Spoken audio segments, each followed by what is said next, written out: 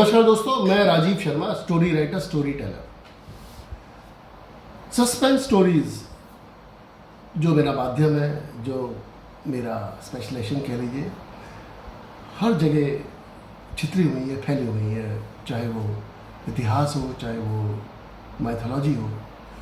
तो मेरा प्रयास ये है कि कहीं पर भी ऐसी कहानियाँ मिले, आप तक पहुँचाऊँ। ऐसी एक दो ऐतिहासिक कहानियाँ आपके पास लेके आता हूँ। पहली कहानी ये राजा भर्तृहरि के ऊपर है। राजा भर्तृहरि जो उज्जैनी के राजा थे, उस वक्त की उज्जैनी, आज का उज्जैन, और जिनके छोटे भाई बहुत ही प्रसिद्ध राजा हुए, राजा विक्रमादित्य, सिंहासन बत्तीसी वाले, उनकी कहानी। तो कहानी शुरू करते हैं। कहानी का शीर्षक है आंधी के आम। दोस्तों, आप कहोगे ये क्या शीर्षक हुआ? एक मुहावरा है हिंदी का, आंधी के आम। इसका मतलब बता देता हूं। आंधी के आम जैसे उस चीज़ को कहते हैं जो बहुत सस्ती होती है। यानी जैसे जब आंधी आती है तो आम के पेड़ से आम पटापट नीचे अपने आप गिर पड़ते हैं, और बहुत संख्या में गिरते हैं तो उनकी वैल्यू कम हो जाती है। तो आंधी के आम शीर्षक का मतलब हुआ वो चीज़ जो बहुत सस्ती हो, जिसकी वैल्यू ना हो। तो दोस्तों, ये कहानी है राजा भर्तृहरि की। वो अपनी रानी पिंगला से बहुत ज़्यादा प्रेम करते थे, आसक्त थे उनके ऊपर। रानी पिंगला थी भी बहुत खूबसूरत।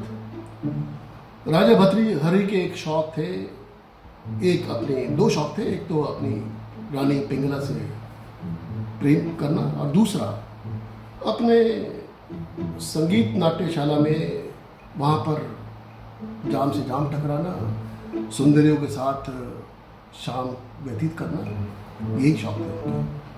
तो ऐसी ही एक शाम वो बिता रहे थे अपनी संगीत नाट्यशाला में कि दंदनाती हुई रानी पिंगला आई। सारी महफिल में खामोशी छा गई, सारी महफिल स्तब्ध हो गई। रानी गुस्से में थी और उसने पूछा कि मेरे अंतर गृह में, मेरे अंतपुर में जो सारे द्वारपाल हैं और सारे सैनिक हैं, वो किसकी आज्ञा से बंदी की गए? सबके सब बंदी करे। मैंने तो, राजा ने कहा कि प्रिय, ऐसी तो मेरी कोई आज्ञा नहीं मैंने दी। तो कहती है, रानी कहती है, मैं बताती हूँ किसने आज्ञा दी। आज्ञा दी आपके छोटे भाई विक्रमादित्य ने, विक्रम ने। तब उनको विक्रम के नाम से जाना जाता था। तो बहुत नाराज हुए, लेकिन नाराजगी उनकी आवेश में बदल गई जब रानी पिंगला ने कहा कि ये आपको ये भी बता दो, विक्रम ने ये सब इसलिए करा है, अपने सैनिक अपने द्वार पर रखे जिससे वो मुझ पर नजर रख सके, और उसकी मुझ पर बुरी नजर है। अब इतना कहना था, राजा ने अपनी सारी महफिल बर्खास्त करी और तुरंत विक्रम को बुलाया गया, उसको तलब किया। विक्रम आया। विक्रम ने कहा कि महाराज, ऐसा कुछ नहीं है, और भाभी तो माँ समान होती है, उनके ऊपर मैं कैसे कुदृष्टि रख सकता हूँ, कैसी बुरी नजर रख सकता हूँ? लेकिन राजा तो गुस्से में था। उसने कहा, तुम अभी मेरी नज़रों से दूर हो जाओ, इससे पहले कि मैं तुम्हारा सिर कलम कर दूँ, और मेरी नज़रों के सामने दोबारा मत आना। अगर अपनी खैर चाहते तो राज्य से छोड़कर अभी तुरंत चले जाओ। विक्रम थे वो चले गए। अगले दिन एक सन्यासी पेश होता है उनके दरबार में, राजा भर्तृहरि के। सन्यासी कहता है कि राजन, मैं कुछ आपको देना चाहता हूँ। राजा कहते हैं, ब्राह्मण तो लेते हैं, देने का काम कब से करा? राजन, एक फल है, ये आम है, और ये साधारण आम नहीं है, अभिमंत्रित आम है। ये आम ऐसे अभिमंत्रित किया गया है कि जो भी इसको खा लेगा उसको चिर यौवन प्राप्त होगा, सदा जवान रहेगा। तो राजा बहुत खुश होता है और उसको लगता है, और सन्यासी को पूछता है कि आपका क्या स्वार्थ है। सन्यासी कहता है कि अगर आप खुश होंगे, प्रसन्न होंगे तो मुझे अच्छी दान दक्षिणा देंगे, और क्या स्वार्थ है, मैं कल आऊँगा। वो कह के चला गया। अब राजा को लगता है कि भाई ये आम ऐसी चीज़ है जो मैं अपनी प्रिय पत्नी को देता हूँ, वही चिर यौवन रहे, उसका चिर यौवन रहे, हमेशा हमेशा जवान रहे, खूबसूरत रहे, और क्या चाहता हूँ। तो वो जाता है अंतःपुर में। रानी एकदम से अचरज पड़ जाती, आप इस वक्त, इस समय? तो थोड़ी सत्य में आ जाती है। वो कहता है कि प्रिय, ये आम है, आम देने आया हूँ, आम खा लो, अभी खा लो आम इस वक्त। तो कहते हैं ये साधारण आम नहीं है, अभिमंत्रित आम है, ये तुम्हारे को चिर यौवन देगा। अब रानी सोचती है, कहती है महाराज आप जाइए अपनी महफिल में, और अभी तो मैं थकी हुई हूँ, सुबह को पूजा करने के बाद पहला काम ये करूँगी, आम खा लूँगी। राजा कहता ठीक है, राजा चला जाता है। रानी द्वारपालों की मुखिया को बुलाती है, उससे उसके प्रेम के संबंध थे, किसी को पता नहीं था।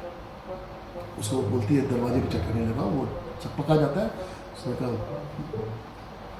महारानी इस वक्त नहीं, महाराज कभी भी आ सकते हैं। वो कहते चिंता मत करो, मैं जानती हूँ अब महाराज इस वक्त नहीं आएंगे, कम से कम 2-3 घंटे तक नहीं आएंगे, तुम चटकने लगाओ। कहते नहीं महारानी आप बताओ, आप काम बताओ। वो काम तो मैं अभी नहीं कर सकता। कहते नहीं, अरे पगले, मैं तुम्हारे को ये आम देना चाहती हूँ, ये अभी खा लो। आम? वो बताती है कि भाई साधारण आम नहीं है, अभिमंत्रित आम है वगैरह वगैरह। तो वो कहता है महारानी इस वक्त तो नहीं, अभी मेरे को आप जाने दें, और वो आम लेकर के भाग जाता है। वो पुकारती रहती है, वो आता नहीं। अब वो सैनिक अपने घर जाता है तुरंत, और अपने बीवी, जो उसकी बहुत सुंदर बीवी थी, उसको देता है और सब बताता है, और कहता है कि मैं तो अपना इस वक्त राजनिवास पर तैनात हूँ, तो छोड़ के आया हूँ अपना काम, ये तुम अभी खा लो, मैं तुमसे बाद में मिलूंगा अपना काम खत्म करके। अब रानी, जो उसकी जो बीवी है सैनिक की, उसका चक्कर चल रहा है सेनापति के साथ। वो चुपके सेनापति निवास में रहती है, सेनापति को वही आम देती है, वो सारी कहानी बताती है। सेनापति बहुत खुश होता है, वो कहता है अच्छा मैं कल खा लूँगा। सेनापति अब जब वो चली जाती है सैनिक की बीवी, तो उसकी आसक्ति है एक रक्कासा के ऊपर जो राजा भद्रहरि की खासम खास है, वो उसके ऊपर आसक्त है, उसके प्रेम पाश में फंसा हुआ है।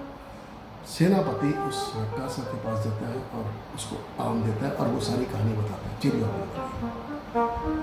वो कहती है कि मैं सुबह खाऊंगी पूजा के बाद।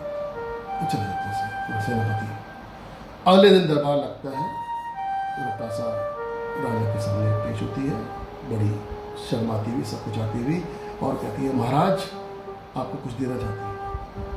देती है ये आम, और कहती है कि ये साधारण आम नहीं है, चिर यौवन वाला आम है, अभिमंत्रित आम है। राजा के तो पैरों तले जमीन खिसक जाती है। वो आम देखना था, वो धनाते हुए अंतःपुर में रानी के पास पहुँचते हैं और पूछते, उसे तलब करते हैं कि ये क्या हुआ। ये सारा माजरा उनको समझ में आया था, और जब वो सारे मामले की तह तक पहुँचते हैं तो रानी पिंगला को, जो कालिदास ने उसका नाम अनंग सेना रखा है,